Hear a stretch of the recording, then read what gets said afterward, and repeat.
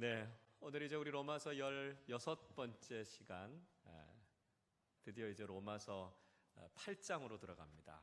로마서의 가장 절정이 되는 말씀이지요. 9장부터 11장까지 말씀은 이스라엘 민족의 구원과 관련된 말씀이고요. 12장부터 16장까지의 말씀은 생활과 관련된 말씀이니까 사실은 이 로마서 8장이 로마서의 가장 중심이기도 하고요. 가장 핵심적인 내용을 다루고 있는 말씀이기도 합니다. 지난주에 우리가 나눴던 말씀 다시 한번 정리해 볼까요?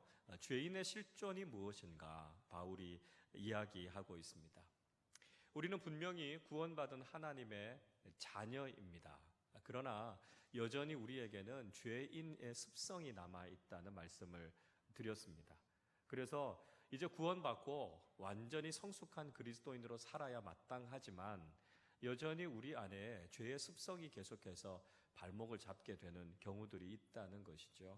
그래서 우리 안에 선과 악이 공존하고 있다는 이 죄인의 실존을 우리가 잘 깨닫는 것이 참 중요합니다.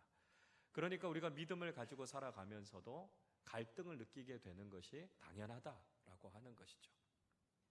갈등이 있다는 것이 문제가 아닙니다. 선과 악이 우리 안에서 갈등할 때 우리가 선으로 악을 이기는 삶을 살아가는 것이 중요하다 하는 것이죠. 그래서 우리가 죄에 지는 것이 아니라 다시 한번 죄에 대해서는 죽고 의에 대해서 살아가는 하나님의 사람들답게 살아가야 하는 것이고요. 우리가 계속해서 이 거룩을 훈련하면서 살아가는 믿음의 사람들이 되어서 우리의 구원을 완성해 나가는 삶을 살아가는 것이 중요하다 하는 말씀을 드렸습니다. 자, 그러면 이렇게 연약하고 부족한 우리가 어떻게 이런 삶을 살아갈 수 있을까요? 그리스도인의 삶, 이 삶을 살아갈 수 있는 그 핵심적인 비결, 그 키가 되는 것이 무엇인가? 그것을 사도 바울은 이 로마서 8장을 통해서 이야기하고 있는데요. 그 키가 되는 것이 바로 성령 하나님이시다라고 하는 거죠. 우리의 힘으로는 안 된다라고 하는 걸 우리가 계속해서 확인했습니다. 우리는 안 되지만 성령 충만함을 경험하면 된다는 거예요. 가능하다는 거죠. 그래서 우리가 그리스도인다운 삶을 살아갈 수 있는 비결이 있다면 바로 이 성령 충만밖에 없다는 것을 이야기하고 있습니다. 자, 그래서 8장을 시작하면서 사도 바울이 선포하고 있는 이 생명의 성령의 법, 그리고 죄와 사망의 법으로부터 이 생명의 성령의 법이 우리에게 어떤 역할을 하는가, 어떤 삶을 가능하게 하는가 하는 것을 우리가 함께 좀 살펴보려고 합니다. 자, 1번을 보시죠. 예수 그리스도 안에 있는 자에게는 무엇이 없을까요? 정죄함이 없다는 겁니다. 정죄함이 없다. 우리가 예수 그리스도 안에 있으면 더 이상 우리가 죄인이다라고 정죄받지 않는다, 이렇게 말씀하고 있습니다. 자, 1절 말씀을 우리 같이 읽어보겠습니다. 그러므로 이제 그리스도 예수 안에 있는 자에게는 결코 정죄함이 없나니. 자, 우리는 여전히 죄인입니다. 구원받은 죄인, 이것이 그리스도인의 정체성이라고 말씀드렸습니다. 그런데 중요한 것은 구원받은 죄인인 우리는 그리스도 안에서 정죄함을 받지 않는다는 거예요. 그렇기 때문에 우리가 구원을 받게 되는 것이죠. 자, 죄인이지만 그리스도 안에 있으면 정죄함을 받지 않는다. 이걸 비유적으로 어떻게 설명할 수 있을까? 우리가 이런 설명을 할 수 있습니다. 요즘 최근 들어서 우리가 산불이 얼마나 무서운지 여러분 보지 않으셨습니까? 만약에 산불이 나서 불이 막 다가오고 있다고 한번 생각해 보십시오. 그래서 우리 힘으로는 이 불을 피할 수 있을 만큼 빨리 달릴 수도 없고요. 불이 더 확산되지 않도록 막는 방법 중에 하나가 뭐냐면 맞불을 놓는 겁니다. 맞불. 그래서 미리 반대쪽에다가 맞은편 쪽에다 불을 놓는 거죠. 그래서 그 불이 더 이상 퍼져가지 않도록 막는 방법 중에 하나가 맞불을 놓는 겁니다. 그래서 맞불을 놓아서 이미 불타 있는 자리가 있죠. 그래서 그 자리에 들어가 있으면 더 이상 이 다가오는 불로부터 위협을 받지 않게 된다는 것이죠. 우리가 그리스도 안에 있는다라고 하는 것이 마치 이런 의미라는 겁니다. 이미 불타버린 자리 안에, 이미 예수 그리스도께서 죄에 대한 모든 저주를 다 받으신 예수 그리스도의 십자가 아래, 그리스도의 은혜 안에 있으면 우리가 더 이상 정죄함을 받지 않는다는 것입니다. 그러니까 죄인인 우리가 구원을 받을 수 있는 유일한 방법이 뭐냐라고 하는 거죠. 그게 바로 in Christ, 예수 그리스도 안에 있을 때만 우리가 더 이상 정죄함을 받지 않게 된다는 것이죠. 자, 그래서 우리가 의롭게 됐다라고 하는 것은 우리에게 죄가 없다는 이야기가 아닙니다. 우리는 여전히 죄인이지만 하나님께서 더 이상 그 죄를 묻지 않으시기 때문에 우리가 구원을 받게 되는 것이죠. 우리가 앞에서 살펴봤던 로마서 3장 25절에서 이렇게 말씀하지요. 이 예수를 하나님이 그의 피로써 믿음으로 말미암는 화목 제물로 세우셨으니 이는 하나님께서 길이 참으시는 중에 전에 지은 죄를 간과하심으로 자기의 의로우심을 나타내려 하심이니, 이렇게 말씀하고 있습니다. 자, 하나님께서 예수 그리스도를 화목 제물로 삼으셨어요. 그래서 예수 그리스도를 통해서 우리가 전에 지은 죄, 우리가 죄인이지만 하나님께서 예수 그리스도를 보시고 우리의 죄를 어떻게 하셨다고요? 간과하셨다 말씀합니다. 그러니까 눈 감아주셨다는 거예요. 그러니까 우리의 죄를 정죄하지 않으시고 그 죄를 넘어가신 거죠. 그래서 우리가 구원함을 받게 되고 죄 사함을 얻게 된다 말씀하고 있습니다. 그래서 그리스도 안에 있으면 우리가 정죄함을 받지 않게 된다는 것이죠. 자, 2번을 보시죠. 생명의 성령의 법이 죄와 사망의 법에서 우리를 해방시키신다는 거예요. 생명의 성령의 법이 죄와 사망으로부터 우리를 해방시키는 거죠. 자, 2절 말씀 같이 읽어보겠습니다. 이는 그리스도 예수 안에 있는 생명의 성령의 법이 죄와 사망의 법에서 너를 해방하였습니다. 죄와 사망의 특징이 뭐냐 하면 우리를 노예로 삼는다는 거죠. 우리를 억압한다는 것입니다. 여러분, 우리의 삶이 불행해지는 것은 세상적인 그 무엇이 부족하기 때문이 아닙니다. 가만히 보면 세상적인 그 무엇이 너무 많기 때문에 우리가 오히려 그것에 노예가 되는 것을 볼 수 있습니다. 세상적인 가치가 많아지면요, 우리가 자유로워질 것 같은데 그렇지 않다는 거예요.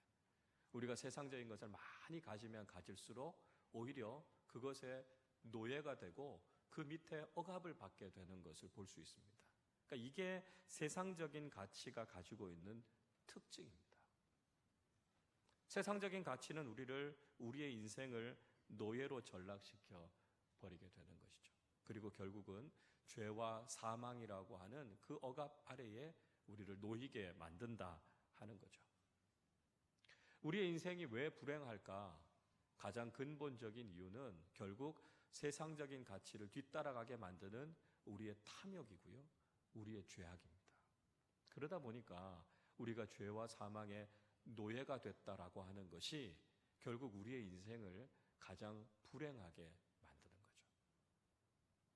그런데 생명의 성령의 법이 바로 우리가 죄와 사망의 법에 노예가 된 상태에서부터 우리를 구원해 주는 거죠.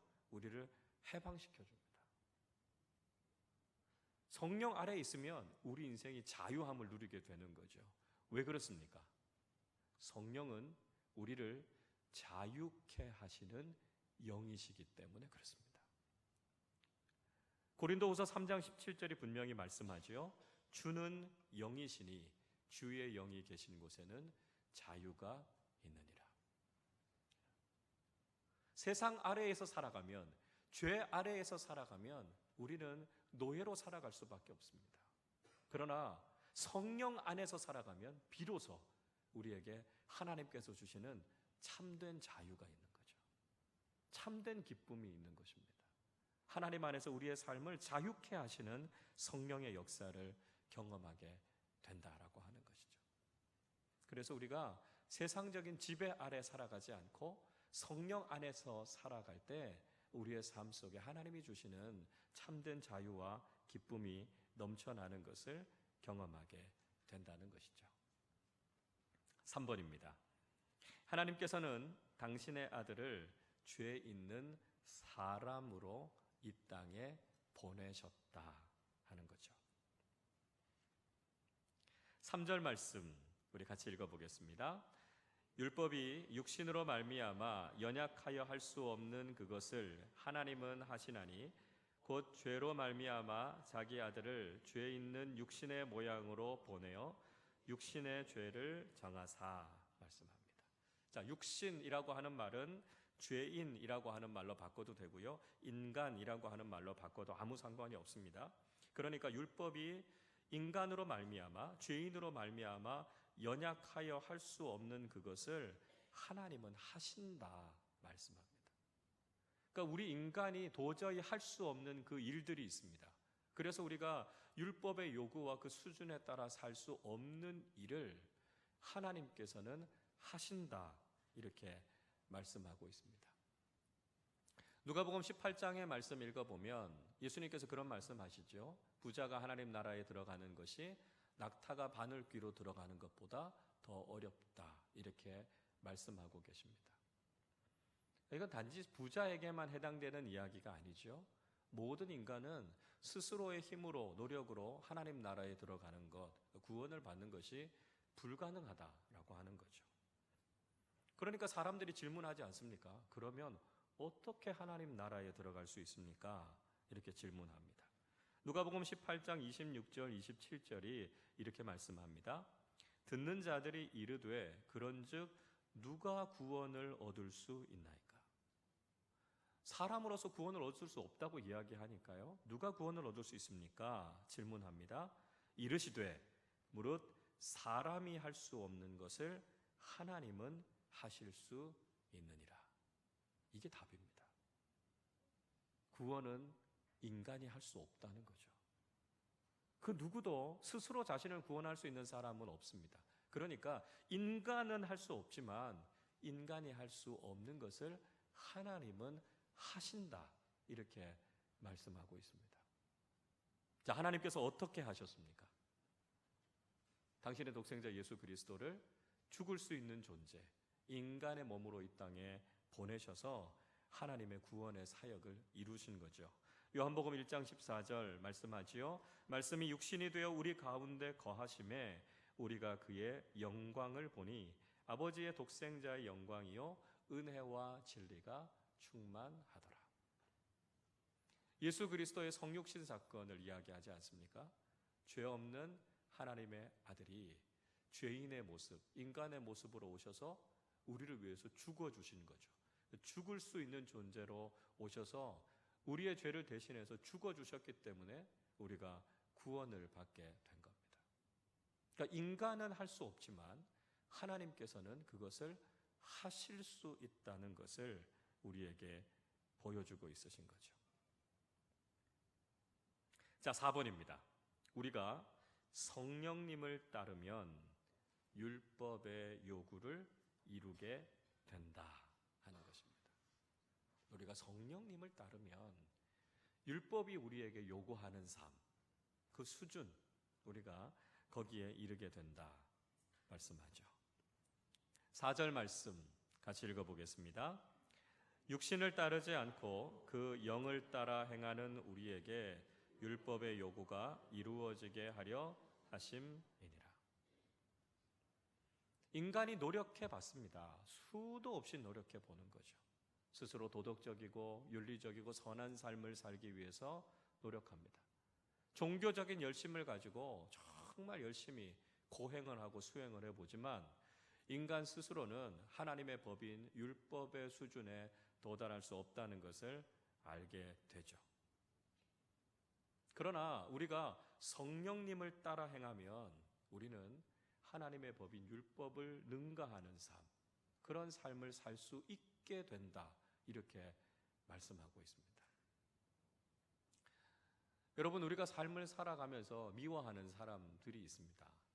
미워하는 사람이 없으면 좋겠지만 우리가 살아가다 보면 다 미워하는 사람들이 있죠. 그러다 보면 우리가 미워하지 말아야지, 저 사람 사랑해야지 우리가 다짐하고 결심합니다. 그런데 그 사람의 얼굴을 보는 순간 어느새 또 무너지는 우리의 마음을 보게 되죠. 그러니까 우리가 결단한다고 해서, 다짐한다고 해서 미워하는 사람을 사랑할 수 있는 게 아니라는 겁니다. 우리가 그 미움을 억누르려고 아무리 노력해봐도 그게 안 돼요. 안 돼요. 참 신기한 게 있습니다. 하나님께서 그 사람을 미워하는 마음을 싹 제거해 주시면 그 마음이 사라집니다.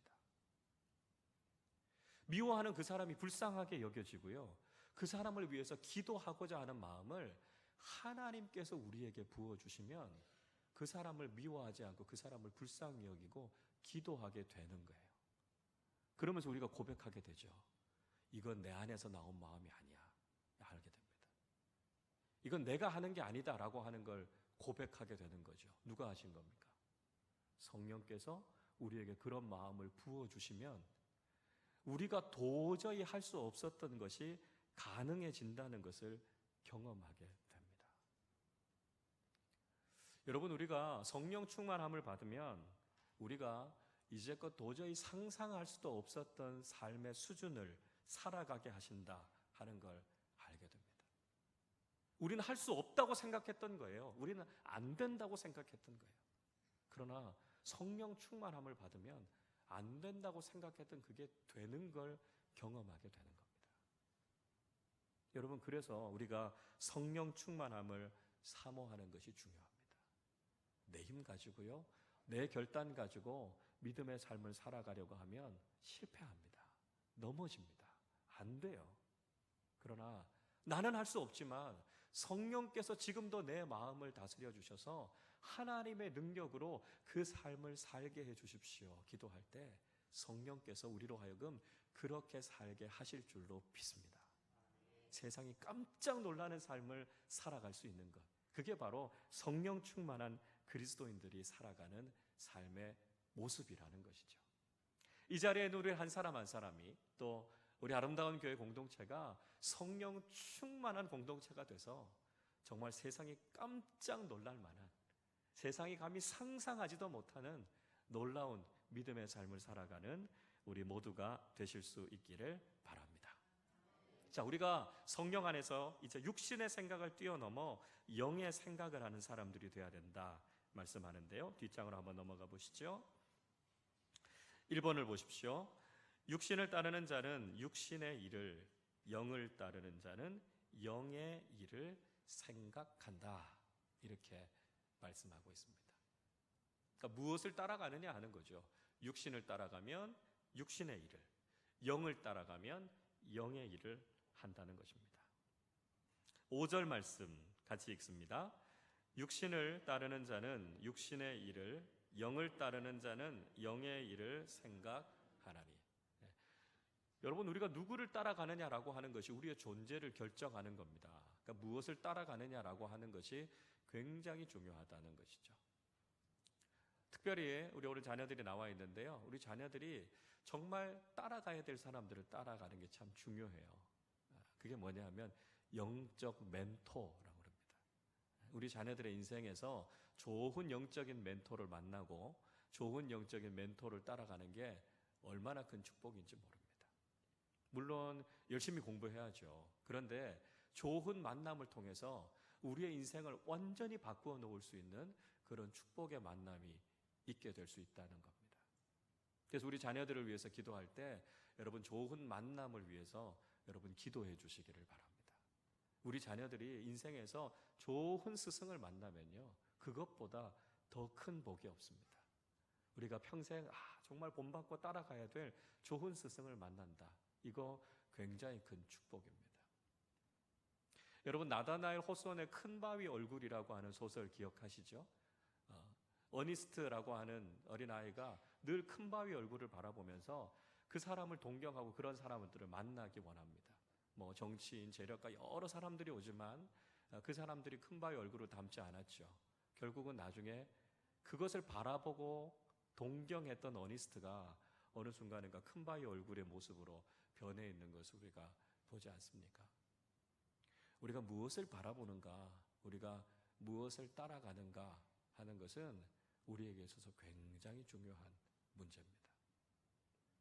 우리가 그리스도인이라면, 우리가 교회라면 우리가 하나님을 따라가고 하나님의 말씀을 순종하고 성령을 닮아가고 따라가는 게 우리에게 필요하다는 거죠. 근데 지금 우리가 경험하고 있는 오늘날의 그리스도인, 오늘날의 교회의 문제는 세상을 자꾸 닮아가려고 한다는 거예요. 세상의 가치를 뒤쫓아가고 세상적인 방식을 따라가고 있다는 것이 문제입니다. 여러분, 우리는 단호하게 세상을 뒤따라가는 일을 그쳐야 됩니다. 그리고 우리가 오직 하나님의 말씀을 따라 살겠다. 또 성령님을 따라가는 삶을 살겠다. 세상과 다른 방식으로 살겠다. 우리가 결단하며 나아갈 때 우리가 하나님을 닮은 사람들이 되는 것이고요. 우리가 거룩한 믿음의 공동체가 될 수 있다는 거죠. 여러분, 저는 우리가 결단했으면 좋겠습니다. 하나님, 우리가 세상을 따라가거나 세상을 닮으려고 하는 것이 아니라 오직 하나님의 말씀만 따라가고 오직 성령님만 따라가는 거룩한 그리스도인들이 되게 해 주십시오. 우리가 이렇게 결단하고 나아가실 수 있기를 바랍니다. 그때 우리가 세상과 구별된 정말 하나님 나라 공동체가 무엇인지를 세상에 보이면서 살아갈 수 있을 줄로 믿습니다. 자, 2번입니다. 육신의 생각은 사망이고 영의 생각은 생명과 평안이다 하는 거죠. 육신의 생각과 영의 생각을 구분해 주고 있습니다. 6절 말씀 같이 읽어보죠. 육신의 생각은 사망이요 영의 생각은 생명과 평안이니라. 자, 육신의 생각, 죄인이 가지고 있는 생각은 결국 어디로 이르냐 하면 사망에 이르게 된다는 거죠. 그러니까 우리가 가지고 있는 자연스러운 생각, 그 생각이 꼬리에 꼬리를 물고 나아가다 보면 결국 사망과 절망에 이르게 된다는 거예요. 그러니까 죄인인 인간이 가지고 있는 생각은 결국 죽겠다. 이거 이야기하다 끝나는 거예요. 그러다 보면 사람들 이야기하는 거 여러분 잘 들어보시면 죽을 일이 진짜 많다 하는 걸 보게 됩니다. 배 아파서 죽고요. 답답해서 죽고 심지어는 웃겨서도 죽어요. 늘 생각하는 게 죽는 생각만 하는 겁니다. 우리가 죄인의 생각을 따라가다 보면 죽을 일밖에 없는 거예요. 왜 그래요? 그 핵심에, 그 본질에 사망이 있기 때문에 그래요. 그래서 우스갯소리로 이런 이야기를 합니다. 우리가 이런 생각을 하다가 주님을 만나고 은혜를 체험하게 되면 이 죽겠다 하는 게 바뀐다는 거예요. 죽겠다가 죽게 있다 이렇게 바뀐답니다. 죽겠다 하다가 죽게 있다 이렇게 바뀐다는 거예요. 여러분, 죽게 있는 게 뭡니까? 죽게 있는 게 생명이잖아요. 주님께 있는 게 평안이잖아요. 주님께 있는 게 기쁨이고 축복이잖아요. 늘 사망을 생각하던 우리의 생각이 주님 안에 있으면 그 생각이 바뀌는 거예요. 기쁨으로, 생명으로, 축복으로 바뀌는 거예요. 여러분, 이게 놀라운 역사고 기적 아닙니까? 날마다 죽음을 생각하던 사람들이 주님 안에 있으면, 성령 안에 있으면 이 죽음의 생각이 생명으로 바뀌고 부활로 바뀌고 기쁨으로, 영생으로, 축복으로 바뀌게 된다는 것이죠. 여러분, 우리가 거듭났다는 것, 우리가 그리스도인이 됐고 성령 충만해졌다라고 하는 것은 바로 이런 변화를 이야기하는 것을 이야기합니다. 절망과 낙심과 고통스러운 상황이 있지만 그러나 그 속에서도 주님 안에 있는 기쁨과 생명을 발견하고 그것을 바라볼 수 있는 것, 여러분, 이게 바로 믿음의 능력이라는 것이죠. 여러분, 성령 안에서 우리의 생각이 변화되는 놀라운 축복을 경험하실 수 있기를 바랍니다. 우리가 그 어떤 상황이 있을지라도 주님 안에 있으면 생명과 평안으로 바뀌게 되는 능력이 나타나게 될 줄로 믿습니다. 자, 3번을 보시죠. 육신의 생각은 하나님을 기쁘시게 할 수 없습니다. 자, 7절, 8절 같이 읽어보죠. 육신의 생각은 하나님과 원수가 되나니 이는 하나님의 법에 굴복하지 아니할 뿐 아니라 할 수도 없음이라. 육신에 있는 자들은 하나님을 기쁘시게 할 수 없느니라. 육신의 생각은 하나님을 기쁘시게 할 수 없습니다. 왜냐하면 우리의 생각은 늘 하나님을 대적하기 때문에 그렇습니다. 죄인인 우리의 특성은 불순종입니다. 불순종. 그러니까 육신의 생각, 죄인의 생각은 늘 하나님의 말씀에 굴복하지 않고 순종하지 않는 그런 특징을 갖고 있습니다. 또 하나님 앞에 서면 진노의 대상이 될 수밖에 없고요. 하나님을 대적하게 될 수밖에 없다라고 하는 거죠. 그러니까 육신으로는 하나님을 기쁘시게 할 수 없습니다. 자, 그럼 하나님을 기쁘시게 할 수 있는 건 무엇입니까? 성경은 분명히 이야기합니다. 그것이 우리의 믿음이다 이야기합니다. 히브리서 11장 6절 말씀 잘 아는 말씀이지요.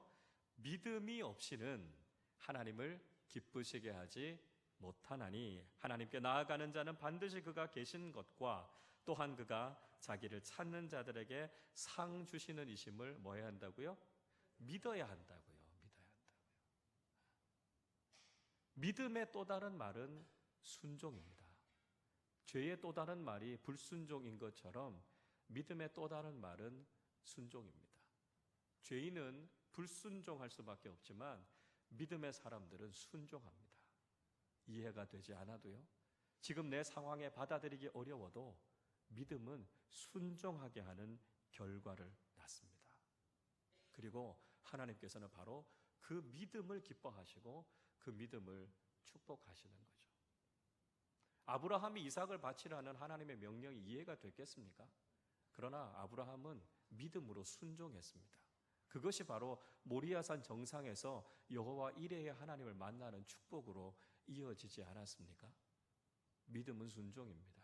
그리고 순종함으로 나아갈 때 그것이 하나님의 마음을 얼마나 기쁘시게 하는지, 그것이 얼마나 놀라운 축복의 통로가 되는지를 우리가 경험하게 된다는 것이죠. 4번입니다.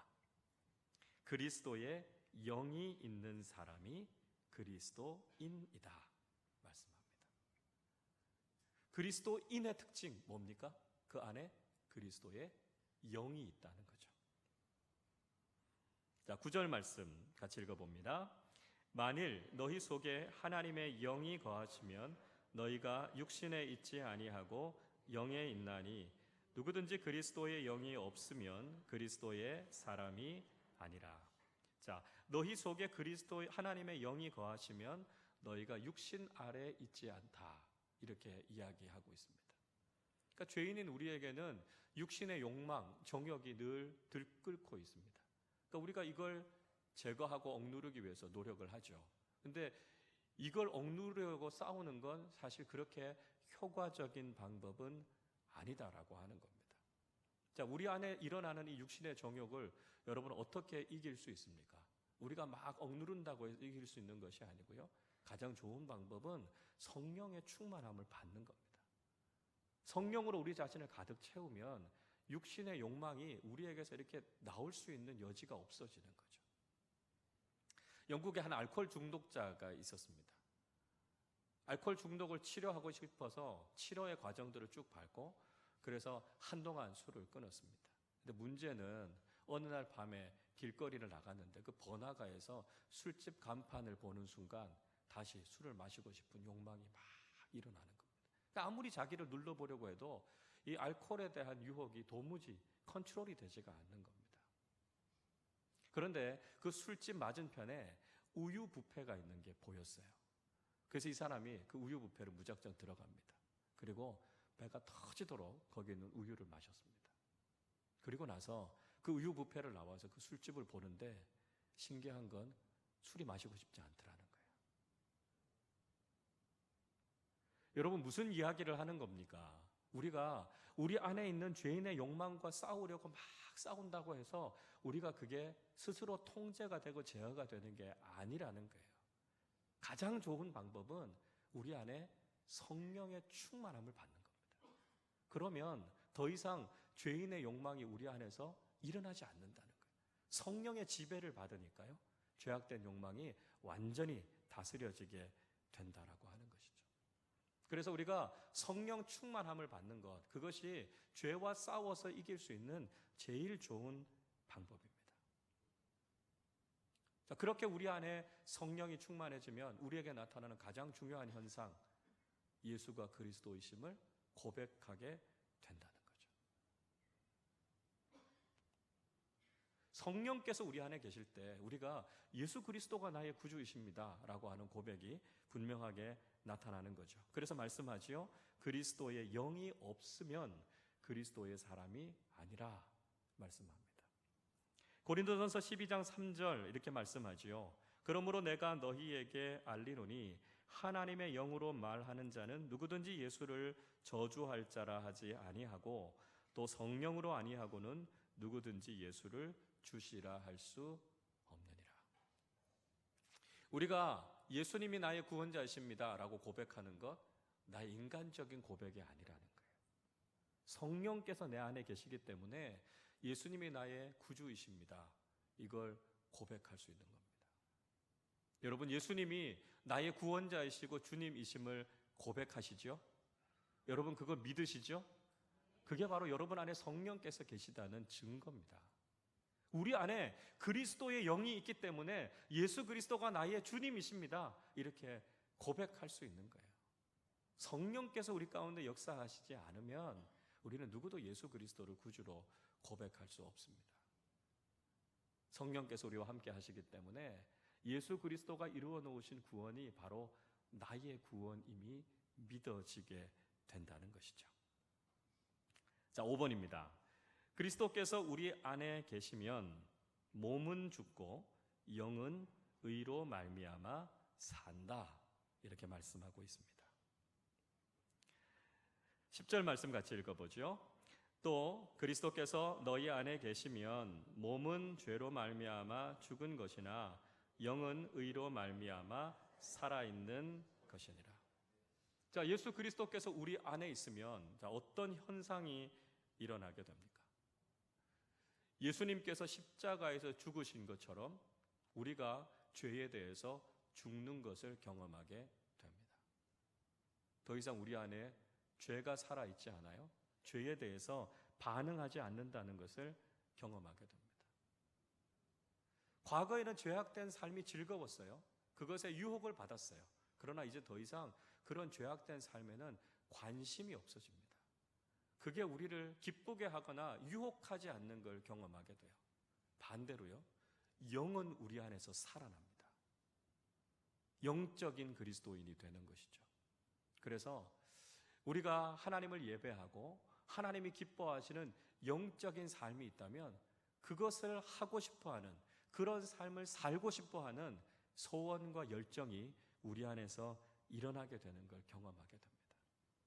하나님이 기뻐하시는 일, 하나님의 선하신 일, 거기에 대해서는 우리가 반응하게 되는 걸 경험하게 되는 거죠. 그래서 육으로 살아가는 삶은 죽게 되는 거고요, 이제는 영적인 그리스도인으로 거룩함을 추구하는 하나님의 사람들로 살아가는 사람들이 된다는 것입니다. 그래서 예수 그리스도가 내 안에 있고 그분의 영이신 성령께서 우리 안에 있으면 더 이상 육신적인 삶을 살아가는 것이 아니라 영적인 삶, 영적인 그리스도인으로 살아가게 된다 하는 것을 말씀하고 있는 것이죠. 자, 마지막 6번입니다. 부활의 영이신 성령님을 믿으면 우리도 부활하게 된다 하는 것이죠. 11절 말씀 같이 읽어보겠습니다. 예수를 죽은 자 가운데서 살리신 이의 영이 너희 안에 거하시면 그리스도 예수를 죽은 자 가운데서 살리신 이가 너희 안에 거하시는 그의 영으로 말미암아 너희 죽을 몸도 살리시리라. 아멘. 성령님은 어떤 영이십니까? 이야기합니다. 부활의 영이시다. 생명의 영이시다 말씀합니다. 예수 그리스도를 죽음에서부터 살리신 하나님의 영, 그 영이 바로 성령님이시다, 이렇게 말씀하고 있습니다. 그러니까 그 부활의 영이신 성령께서 우리 안에 충만하면 우리의 삶 속에도 이런 놀라운 부활의 역사들이 일어나게 되는 거죠. 성령 충만하게 되면 우리의 삶의 곳곳에서 하나님께서 지금도 일으키시는 부활의 역사가 일어나게 된다. 이렇게 말씀하고 있습니다. 절망적이고 낙심이 되고 고통스러운 일들이 우리의 삶 속에도 있습니다. 그러나 그런 문제를 바라보고 우리가 낙심하고 절망하는 게 아니고요. 거기에서부터 그걸 다시 뚫고 일어서는 생명의 역사, 부활의 역사가 바로 거기에서부터 나타나게 된다는 거죠. 왜요? 성령 하나님이 부활의 영이시기 때문이라는 거죠.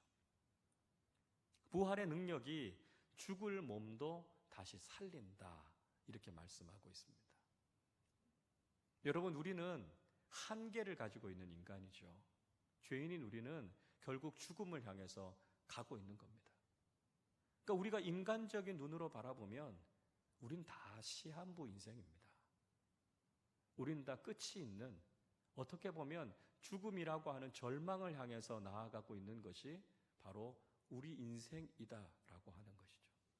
인간적인 방법으로는 이런 죽음에 대한 비극, 절망, 이걸 바꾸어낼 수가 없는 거예요. 그런데 우리 안에 부활의 영이신 성령께서 계시면 우리가 죽음을 향해 가고 있는 것이 아니라 우리가 부활의 소망을 향해 가고 있다는 것을 발견하게 되는 거죠. 죽을 몸도 살리시는 부활의 능력을 우리가 경험하면서 살아간다면 우리의 삶에 무슨 문제가 우리를 낙심하게 할 수 있겠습니까? 무엇이 우리로 하여금 좌절하고 절망하게 할 수 있겠습니까? 죽음도 영원한 생명으로 살리시는 부활의 영이신 성령께서 우리와 함께하고 계신다면 부활의 영이신 성령의 능력을 통해 우리의 삶의 모든 고통과 아픔과 절망도 기쁨과 평안과 생명으로 바뀌게 될 줄로 믿습니다. 우리의 삶이, 우리의 공동체가 바로 이런 성령 충만한 삶과 공동체가 되실 수 있기를 바랍니다. 그래서 우리의 삶이, 우리의 가정이, 우리의 공동체가 이 놀라운 부활의 능력으로 충만해지실 수 있기를 바랍니다. 성령 안에서 그 어떤 절망도 생명으로, 소망으로 바뀌어지는 놀라운 능력을 날마다 경험하며 살아가는 것, 그것이 바로 우리 그리스도인들에게 주어주신 하나님의 능력이고 하나님의 축복인 줄로 믿습니다. 생명의 성령의 법을 따라 살아가는 복된 믿음의 사람들이 되실 수 있기를 바랍니다. 우리의 삶의 모든 자리에서 성령께서 우리와 함께 해주셔서 날마다 믿음으로 승리하고 부활의 영광, 하나님의 생명을 바라보며 나아가는 우리 모두가 되시기를 주님의 이름으로 축원합니다.